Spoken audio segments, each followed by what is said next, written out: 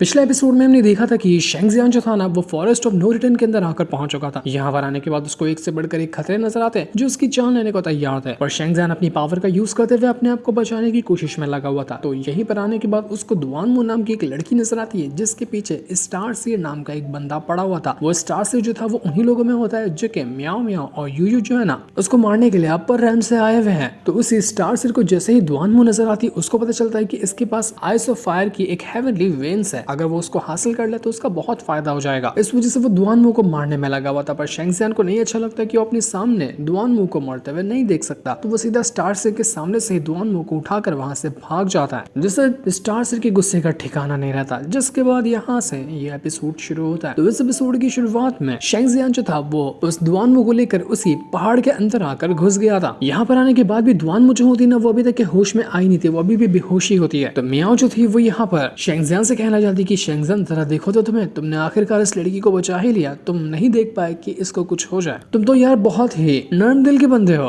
तो शेंगजियान कहता है कि इस दुआनमू को जो चोट लगी है ना उसके भी तो हम ही जिम्मेदार थे ना, तो हमारी ही जिम्मेदारी होती है कि हम इसको बचाएं। स्टार से भी हमारी वजह से यहाँ पर आया हुआ है तो मैंने इसको बचाया। तो म्याओ जो होती है यहाँ पर आती है दुआनमू के पास और उसकी चोटें देखने लग गई थी कि इसको कितनी चोट लगी है, उसका इलाज किया जा सकता है या नहीं किया जा सकता। वो चोट देखते देखते उसके कपड़े भी निकालने की कोशिश कर रही थी। तो ये देखकर शेंगजियान थोड़ा सा शर्मा जाता है और वहां से आगे बढ़ जाता है कि नहीं, मुझे ये नहीं देखना चाहिए। म्याओ जो होती है यहाँ पर जितना भी चोट लगी थी दुआनमू के शरीर पे, उसका पूरा शरीर पूरा छलनी हुआ पड़ा था। कोई ऐसी जगह नहीं होती जहाँ पर चोट वगैरह के निशान ना हो, तो वो सब पे पट्टी बांध रही थी ताकि वहां से खून गिरना कम हो जाए और इस वजह से और ज्यादा तकलीफ दुआनमू को नहीं होगी। तो ये करते करते यहाँ पर दुआनमू को हल्का हल्का सा होश आने लग जाता है। म्याओ शेंगजियान से कहती कि शेंगजियान बस हो गया कम, अब यहाँ पर आ जाओ। दुआनमू को थोड़ी सी एनर्जी लगेगी खुद को रिकवर करने के लिए, तो तुम्हें उसको वो देना होगा। शेंगजियान अभी भी थोड़ा सा शर्मा रहा था कि यार कैसे जाऊं, क्योंकि दुआनमू के पास पट्टी बंधी हुई थी, पर फिर भी उसको रिकवर करना तो था ही। इस वजह से शेंगजियान उसके पास आकर पहुंच जाता है। यहाँ पर आने के बाद अभी भी थोड़ा सा शर्माते हुए अपनी पावर को एक्टिवेट करने में लगा हुआ था। म्याओ कहते कि यार कितना शर्माओगे, करो जल्दी,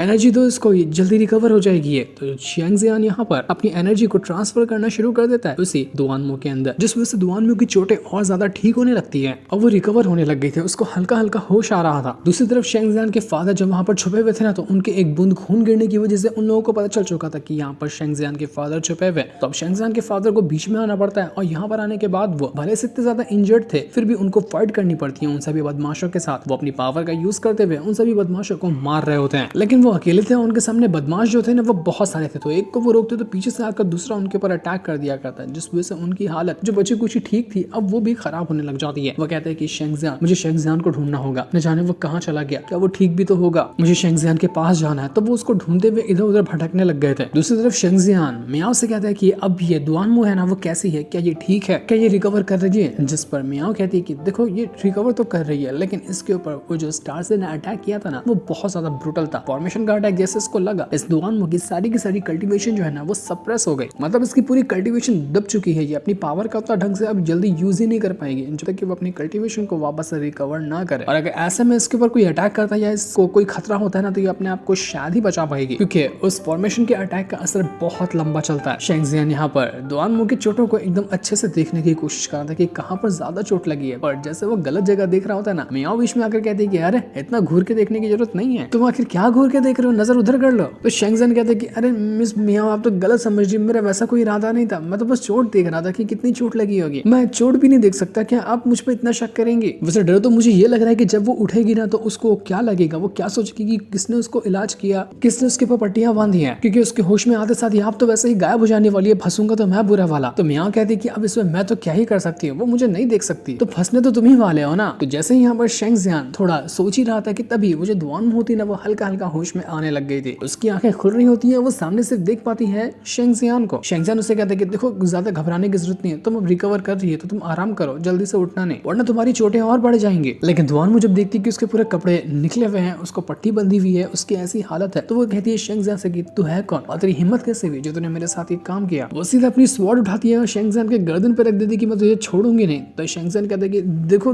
गलत फहमी हो रही है तुम्हें, मैं वो नहीं था जिसने तुम्हारे कपड़े निकाले हैं, मैं तो बस तुम्हारा इलाज कर रहा था। तो दुआनमू कहते कि मैं अंधी हूँ, मुझे दिखाई नहीं देता कि यहाँ पर तुम्हारे अलावा कोई इंसान ही मौजूद नहीं है, तो कोई आसमान से उड़कर आएगा मेरे कपड़े निकालने के लिए और पट्टियां बांधने के लिए। देखो तुमने ये करके बिल्कुल अच्छा नहीं किया। म्याओ यहाँ पर शेंगजियान से कहते कि देखो शेंगजियान माफ करना, लेकिन मैं तुम्हारी मदद नहीं कर सकती, मैं अपनी आइडेंटिटी को रिवील नहीं कर पाऊंगी इसके सामने, वरना आगे चलकर और भी हम दोनों के लिए मुसीबत हो सकती है, इसलिए तुम इस सिचुएशन को अपने आप ही हैंडल करो। तो शेंगजियान उस दुआनमू से कहता है कि हाँ तुम सही कह रही हो, यहाँ पर तो अकेला मैं ही हूँ। तो ये देखकर दुआनमू और ज्यादा गुस्सा हो जाती है। वो शेंगजियान से कहती है कि शेंगजियान तू कौन है, तुझे मैं ना काट कर रख दूंगी, छोड़ूंगी नहीं मैं तुझे, तेरी हिम्मत कैसे हुई जो तूने मुझे छूने की कोशिश की। तो शेंगजियान कहता है कि देखो मैं ना ऐसा कुछ इरादा नहीं था मेरा, मैंने देखा कि आप बहुत ज्यादा इंजर्ड थी, आपको पूरे जगह जगह से खून निकल रहा था, तो मैं सोचा कि आपका इलाज कर दो, मैंने इंसानियत के नाते आपको ये पट्टियां बांध दी, मैंने कोई गलत इरादे से ऐसा कुछ नहीं किया। चाहो तो आप चेक कर लो, मेरी एनर्जी जो है ना वो आपके अंदर अभी भी फ्लोट कर रही होगी, आपको पता चलेगा कि मैंने सिर्फ आपको रिकवर किया और कुछ भी गलत काम नहीं किया। तो यहाँ पर दुआनमू कहती है कि हाँ मैं महसूस कर रही हूँ कि तुम्हारी जो एनर्जी है ना वो अभी भी मेरे अंदर घूम रही है, लेकिन चलो मानती हूँ कि तुमने मुझे जो ठीक किया, मुझे पट्टियां बांधी, लेकिन उसके बाद फिर से तुमने मेरे कपड़े आधे नीचे करके क्यों रखे हुए थे, इसका क्या जवाब दोगे तुम। तो शेंगजियान कहता है कि देखो मैं वो चेक कर रहा था कि तुम्हारे ऊपर कोई वो मार्क तो नहीं लगा दिया उस स्टार सीन ने, जिसकी मदद से वो तुम्हारी लोकेशन ढूंढते हुए तुम्हें देखता हुआ आ जाए, तो मैं वही चेक कर रहा था कि कोई निशान है कि नहीं है, और उसने में ही आप होश में आ गई, मैं ऐसा कुछ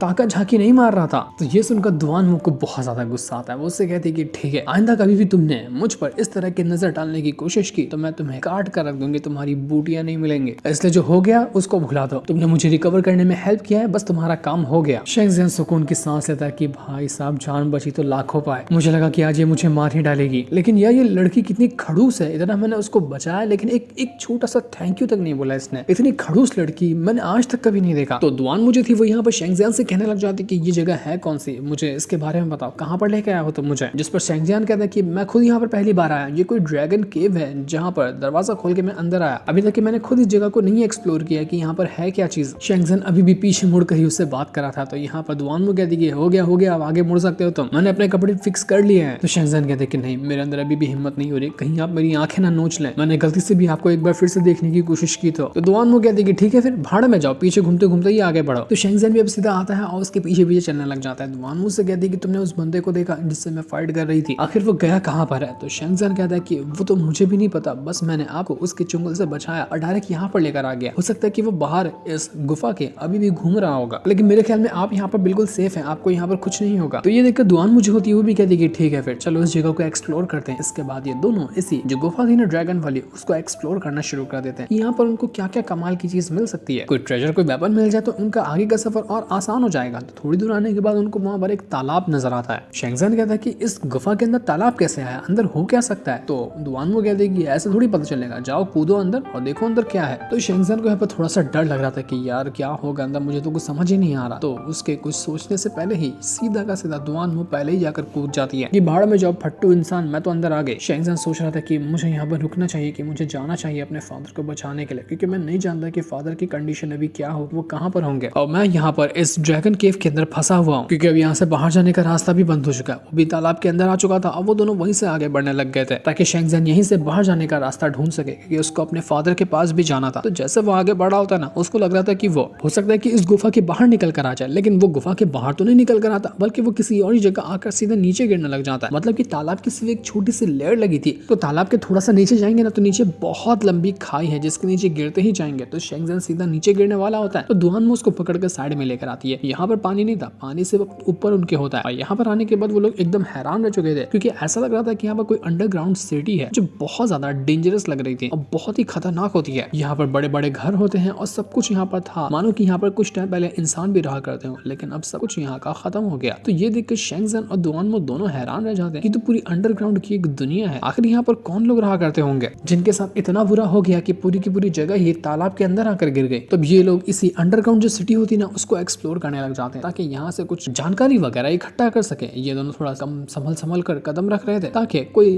खतरों के ऊपर ये लोग पैर न रख दें, क्योंकि ऐसी जगह पे खास करके ट्रैप्स वगैरह लगे होते हैं जिसपे पैर रखने से जान तक जा सकती है। शेंगजियान दुआनमू से कहता है कि दुआनमू आपको पता है कि हम कहाँ जा रहे हैं, हमें कहाँ जाना चाहिए, मुझे तो वो तक नहीं पता। जिस पर दुआनमू कहती है कि मुझे लगता है कि ये कोई भूल भुलैया है जहाँ पर सिर्फ हम घूम रहे हैं, अगर हम इस भूल भुलैया को पार कर लेते हैं तो हो सकता है कि यहाँ से बाहर निकल जाए। तो ज्यादा सवाल मत करो, जैसे जैसे मैं करती हूँ वैसा वैसा करते जाओ, मेरे साथ ही आगे आगे बढ़ो। तो ये लोग आगे बढ़ने लग गए थे, लेकिन जहाँ पर वो जाते ना उनको ऐसा लगता है कि बार बार वो एक ही जगह पर घूमकर वापस आ रहे हैं। शेंगज़ेन घबराने लग जाते हैं कि यार लगता है कि हम तो फंस गए, अब तो यहाँ से बाहर निकलने के चांसेस तो बिल्कुल ना के बराबर हो चुके हैं। हम यहाँ पर फंसे ना तो हमें कोई ढूंढता हुआ भी नहीं आएगा यहाँ पर। तो काफी टाइम तक के एक ही जगह पर चक्कर लगाने के बाद दुआनमो कहती है कि लगता नहीं कि हम ऐसे यहाँ से बाहर निकल पाएंगे। तो वो यहाँ पर ना जितनी भी दीवार वगैरह थी और जहाँ से वो गुजरती वहां पर निशान लगाना शुरू कर देती है, ताकि जब वो लोग दोबारा से यहाँ पर आए तो उनको पता चले कि हाँ ये रास्ता वो कवर कर चुके हैं और वो एक ही पैटर्न में बार बार घूम रहे हैं। तो ये निशान उनको सीधा रास्ता दिखाने में ना हेल्प करेगा। इसी वजह से ये लोग निशान लगाते हुए आगे बढ़ते जा रहे थे। लेकिन जैसे जैसे वो आगे बढ़ रहे थे ये जगह और ज्यादा खतरनाक होते जा रही थी। वो जगह हिल रही होती है और ऐसा लग रहा था कि ऊपर कुछ टूट रहा है। तब ये लोग निशान लगाने के बाद भी जब आगे बढ़ रहे थे ना तब भी कोई फायदा नहीं होता और वो लोग वापस से घूम फिर कर एक ही जगह पर दोबारा लौट कर आ जाते हैं। तो दुआनमो कहती कि जहाँ तक मेरा ख्याल जा रहा है ना हमारा निशान भी काम नहीं किया, तो इसका सिर्फ एक ही मतलब हो सकता है, ये जो भूल भुलैया है ना ये हर बार अपनी लोकेशन बदल देता है। मतलब एक बार जिस गेट से हम होकर गुजर जाएंगे ना अगली बार वहां पर आएंगे तो वो गेट वहां पर होगा ही नहीं, वो दूसरी जगह चला गया होगा। इसी वजह से यहाँ से हम कोशिश करने के बावजूद भी बाहर नहीं निकल पा रहे हैं। देखते ही देखते ये रास्ता जो था ना और ज्यादा पतला हो चुका था। तो यहाँ पर दुआनमो कहती है कि तुम्हें कुछ पता है हम कैसे बाहर निकल सकते हैं, क्योंकि मुझे तो कुछ समझ में नहीं आ रहा, मैंने ट्राई करके देख लिया लेकिन हम यहाँ से बाहर नहीं जा पा रहे। शेंगज़ेन कहता है कि लगता है अब खाली यहाँ पर अटैक करके ही कुछ काम बनने वाला है। वो तुरंत यहाँ पर अपने अज़ूर ड्रैगन की पावर को एक्टिवेट करता है और जगह को तोड़ने लग गया था। लेकिन ऊपर जो तालाब का बैरियर बना हुआ है ना उसको तोड़ना और उसके बाहर जाना बिल्कुल नामुमकिन था। उसके कई कोशिश करने के बावजूद भी वो उसके बाहर जा ही नहीं पाता। तो वो दुआनमो से कहता है कि दुआनमो तुम ट्राई करके देखो, क्या पता तुम यहाँ पर तालाब का जो बैरियर लगा है उसको तुम तोड़ पाओ। लेकिन दुआनमो भी यहाँ पर कहती कि मुझे नहीं लगता कि मुझसे ये होने वाला, ऊपर से मैं अभी तक के ढंग से रिकवर भी नहीं हुई। तो शेंगज़ेन कहते हैं कि मेरे दिमाग में एक आइडिया है, क्यों ना हम ये पूरी भूल भुलैया जो है ना उसको पानी से भर दें। अगर हम तालाब का पानी ये भूल भुलैया के अंदर डाल देते हैं तो ये रास्ता हमें बहाते हुए एग्जिट तक ले जा सकता है, जिसकी मदद से हम इस जगह से बाहर निकल पाएंगे। कैसा लगा मेरा ये आइडिया? तो दुआनमो कहते हैं कि वाह आइडिया तो बड़ा बढ़िया लगा है, ठीक है फिर एक बार इसको ट्राई करके ही देख लेते हैं। तो दुआनमो तुरंत यहाँ पर अपनी पावर को यूज करती है। पावर को यूज करने के बाद वो जो तालाब वगैरह था ना उसका पानी वो नीचे गिराने की कोशिश कर रही थी, वो सीधा अटैक पे अटैक देकर मारती है उसी तालाब वाले बैरियर के ऊपर और वो अपना फॉर्मेशन की मदद से उस बैरियर को तोड़ने में लगी हुई थी। देखते ही देखते बैरियर काफी ज्यादा कमजोर हो जाता है और धीरे धीरे करते हुए तालाब का पानी नीचे गिरने लग गया था। ये काम करना फिर भी उतना ज्यादा आसान नहीं था, ये बहुत ज्यादा मेहनत वाला काम होता है। लेकिन फिर भी दुआनमो जो थी वो अपनी पावर का यूज करते हुए इस काम को करने में लगी हुई थी। वो अपने कई सारे क्लोन क्रिएट करती है जो उसके बनाए हुए फॉर्मेशन को और ज्यादा स्ट्रॉन्ग बनाने में हेल्प कर रहे थे। उसने छोटे छोटे फॉर्मेशन को बहुत जगह लगा दिया था ताकि एक बार जब वो फॉर्मेशन टूटे ना तो उसके बाद वो एक बार के अंदर पूरा का पूरा तालाब का पानी सीधा भूल भुलैया के अंदर ही घुसेड़ देगी। तो काफी देर की मेहनत के बाद उसकी जो मेहनत होती है ना वो रंग ले आती है। जो तालाब का पानी था वो फॉर्मेशन टूटने की वजह से सीधा अब यहाँ पर नीचे गिरने के लिए तैयार था। और तब देखते ही देखते वो जगह पूरी तरह से टूटती है और पूरा पानी अब भूल भुलैया के अंदर जाकर बहना शुरू हो गया था। शेंगज़ेन और दुआनमो दोनों तुरंत वहां से भागने की कोशिश करते हैं, जहाँ पर शेंगज़ेन तो पूरी तरह से दुआनमो को ही पकड़ लेता है कि यार मुझे बचा, मुझे लगता है कि मैं बहने वाला, मुझे तो ढंग से तैरना भी नहीं आता। लेकिन पानी उन दोनों को बहाते हुए वहां से दूर ही फेंक देता है। दोनों के दोनों अलग होते हुए एक दूसरे की तरफ फेंकाए जा रहे थे। उनको कई जगह चोट भी लगती क्योंकि दीवारों से टकरा कर वो आगे बढ़ रहे थे, लेकिन उनके पास कोई ऑप्शन भी नहीं था। जैसे एक बड़ा सा पत्थर टूटकर दुआनमो के ऊपर गिरने वाला था कि शेंगज़ेन तुरंत उसको धक्का मार देता ताकि यहाँ पर उसको कुछ हो ना जाए। इस वजह से यहाँ पर दुआनमो की जान बच गई थी। तो ये दोनों के दोनों एक बड़ा सा पत्थर देखते हैं और उसके अंदर अपने आप को फंसा कर अपने आप को रोकने की कोशिश करते हैं, क्योंकि इतने सारे पत्थर टूट कर आ रहे थे कि एक भी लगा उनको तो उनका सर वर सब फूट जाएगा। लेकिन पानी इतना तेज था कि वो पानी उनको बहाते हुए आगे ले जा रहा होता है। वो दोनों एक दूसरे का हाथ पकड़ लेते कि अब जहाँ पर भी जाएंगे एक साथ जाएंगे, हम दोनों अलग नहीं हो सकते। अलग हुए तो कौन कहाँ मर जाएगा पता ही नहीं चलेगा। ऊपर से ये जितना भी भूल भुलैया था ना वो अपना रास्ता और ज्यादा पतला करते हुए एक दूसरे की जगह को बंद कर रहा था। अगर इसके बीच में भी फंसेंगे तो मरना तो 100% है। तब काफी देर की मेहनत के बाद उनको फाइनली एक एग्जिट नजर आता है जिसकी मदद से वो लोग भूल भुलैया के बाहर निकल सकते हैं। ये देखकर शेंगज़ेन और दुआनमो की खुशी का ठिकाना नहीं रहता कि लगता है कि हमारी मेहनत रंग लाई और अब हम यहाँ से बाहर निकल पाएंगे। पर रास्ता जो था ना वो एकदम ज्यादा खत्म होने लग गया था। एकदम हल्का सा सुई जैसा रास्ता बचा होता है जिसको क्रॉस करते हुए उनको आगे बढ़ना था। शेंगज़ेन आगे जाता है और सीधा दोनों हाथों की मदद से उस रास्ते को रोकने की कोशिश करता है ताकि तब तक कि वो दुआनमो भी इस रास्ते को क्रॉस कर जाए। लेकिन दुआनमो के ऊपर अटैक आकर लग चुका था जिस वजह से उसकी हालत खराब हो गई थी, वो वहां पर गिर जाती है। अब शेंगज़ेन उसको बचाने के लिए जाएगा, ये जगह पूरी तरह से बंद हो जाएगी तब तक के और दोनों के दोनों फंस जाएंगे। शेंगज़ेन अकेला बाहर तो जा सकता था, लेकिन अगर वो अकेला बाहर गया तो दुआनमो हमेशा के लिए यहाँ पर फंस कर मर जाएगी, उसका भरता बन जाएगा। पर तब भी शेंगज़ेन अपने अज़ूर ड्रैगन की पावर का यूज करते हुए सीधा दुआनमू को खींचता है और अपनी पावर की मदद से खींचते हुए वो सीधा बाहर फेंका चुका था। उसने आखिरकार अपने आप को भी बचाया और दुआनमू को भी इस भूल भुलैया से बाहर निकाला। दोनों बड़ी मुश्किल के साथ उस जगह से बाहर निकल कर आ चुके थे और जैसे बाहर निकलने के आने के बाद वो इतनी ऊंचाई से नीचे गिरे होते हैं ना, तो यहाँ पर दुआनमू नीचे होती है और शेंगजन उसके ऊपर ही आकर गिर गया था। दोनों एकदम चिपक के नीचे गिरे हुए थे। तो दुआनमू उससे कहते कि शेंगजन क्या कर रहे हो, हटो मेरे ऊपर से। लेकिन शेंगजन कुछ पल के लिए वहीं पर रुक जाता है, वो अभी हटता ही नहीं। ये देखकर थोड़ा सा यहाँ पर दुआनमू भी शर्मा जाती कि ये शेंगजन करने की क्या कोशिश कर रहा है, ये कुछ गलत हरकत तो नहीं करेगा ना। लेकिन तब भी शेंगजन वहां से हट चुका था और कहता है कि दुआनमू आप ठीक तो है ना, आपको कुछ हुआ तो नहीं। तो दुआनमू कहते कि हाँ ठीक है, मैं ठीक हूँ, मुझे कुछ नहीं हुआ। लेकिन जैसा उन्होंने सोचा था कि भूल भुलैया के बाहर आने के बाद वो सीधा इस जगह से बाहर निकल पाएंगे, लेकिन नहीं, वो अब भूल भुलैया को छोड़कर किसी और ही जगह पर आकर पहुंच चुके थे। ये जगह रेगिस्तान जैसी लग रही होती है और ये जगह पिछली वाली से भी ज्यादा खतरनाक लग रही थी।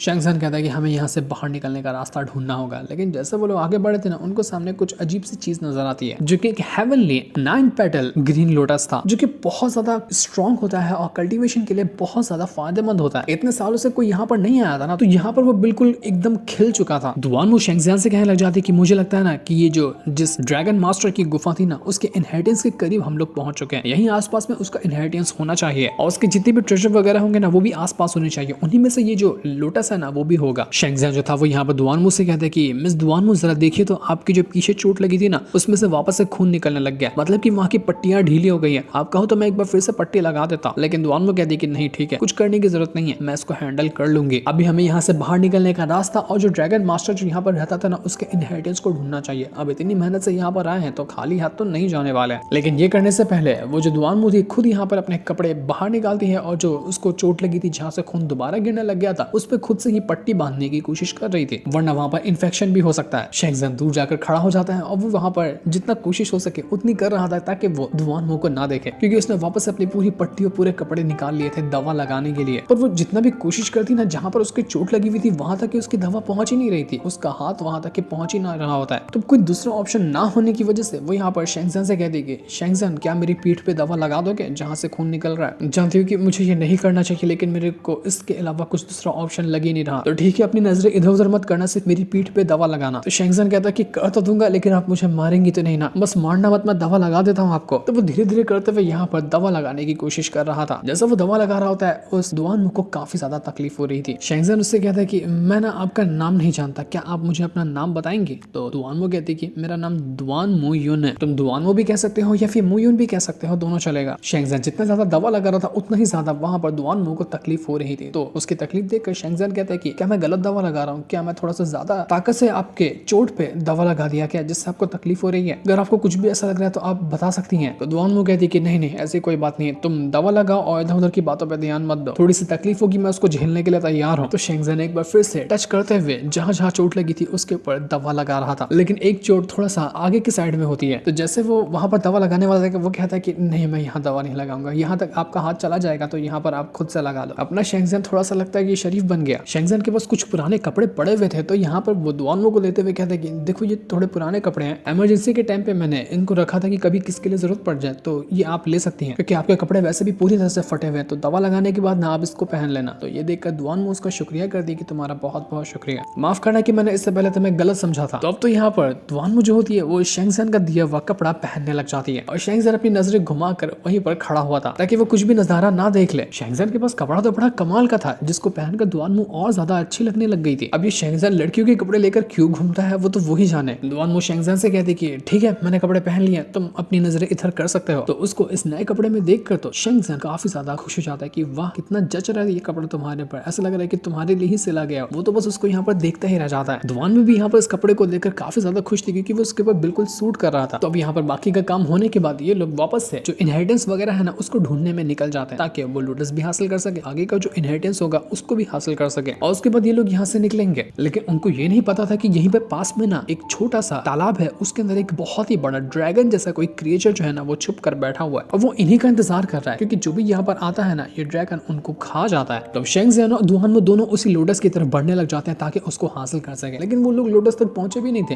कि इससे पहले वो जो ड्रैगन होता है ना तालाब के अंदर से बाहर निकल कर आता है और सीधे शेंगजन को निगलने वाला था। पर दुआनमू उसको इशारा कर दी थी कि जरा बच के देखो वहां पर ड्रैगन आ रहा है। तो शेंगजन तुरंत ही अपने आप को बचाने की कोशिश करता है, लेकिन तब तक की देर हो चुकी थी। तो दुआनमो खुद उसको साइड करती है और सामने चली जाती है जहाँ पर ड्रैगन ने उसी के ऊपर अटैक कर दिया था। उसने शेंगज़ियान को तो बचाया लेकिन वो ड्रैगन पूरी तरह से उसको निगलने को तैयार होता है, जिस वजह से दुआनमो को काफी गहरी चोट लगती है, लेकिन फिर भी वो अपने आप को जैसे तैसे करके बचा चुकी थी। दुआनमो कहने लग जाती है कि जहाँ तक कि मेरा ख्याल जा रहा है ना, ड्रैगन मास्टर जो है जिस गुफा में रहा करता था उसी का ये पालतू ड्रैगन होगा। उसने यहाँ पर रखा होगा ताकि कोई भी बंदा जाकर ड्रैगन मास्टर का इनहेरिटेंस ना हासिल कर सके, और उसी के इनहेरिटेंस का ये ड्रैगन हो सकता है कि गार्डियन होगा। तो अगर हमें यहाँ पर वो लोटस चाहिए और कुछ भी चाहिए ना, तो पहले इस ड्रैगन से मुकाबला करना पड़ेगा, वरना ये हमें मार डालेगा। तो दुआनमो जी तुरंत अपनी पावर का यूज करते हुए उस ड्रैगन के ऊपर अटैक करने की कोशिश करती है, लेकिन हैरानी वाली बात ये थी कि उसके ऊपर किसी भी वेपन का यूज क्यों ना कर लो, उसकी चमड़ी इतनी मोटी थी कि वेपन का उसके ऊपर असर ही नहीं होता था, मानो कि उसको मारना बिल्कुल नामुमकिन हो। वो तो उठा पटक मारने लग जाता है दुआनमो को, जिस वजह से दुआनमो की हालत और ज्यादा खराब हो चुकी थी। शेंगज़ियान तुरंत बीच में आता है और अपने अज़ूर ड्रैगन की पावर का यूज करते हुए उस ड्रैगन को रोकने की कोशिश कर रहा था, लेकिन फिर भी यहाँ पर उसको बहुत ज्यादा तकलीफ हो रही होती है क्योंकि वो ड्रैगन काफी स्ट्रॉन्ग था, जिसको रोक पाना, जिसको हरा पाना बहुत ज्यादा मुश्किल काम है। तो शेंगज़ियान के लिए भी ये करना बहुत ज्यादा टफ हो रहा था। दुआनमो भी उसकी हेल्प करने के लिए पहुंच जाती है। दोनों के दोनों यहाँ पर ड्रैगन के चुंगल से बचने की कोशिश कर रहे थे, लेकिन ड्रैगन को तो अभी तक कुछ नहीं हुआ था। वो पूरा दहाड़ मारते हुए दोनों को निगलने के लिए तैयार था, लेकिन अभी हमें नहीं दिखाया जाता कि यहाँ पर ड्रैगन दोनों को मार डालेगा या फिर ये दोनों ड्रैगन को मारते हुए उस ड्रैगन मास्टर का इनहेरिटेंस लेकर यहाँ से बाहर निकल जाएंगे। ये हमें पता चलने वाला है आगे के एपिसोड्स के अंदर, जिस सीन को दिखाते साथ ही ये वाला एपिसोड यहीं पर एंड हो जाता है। Thanks for watching.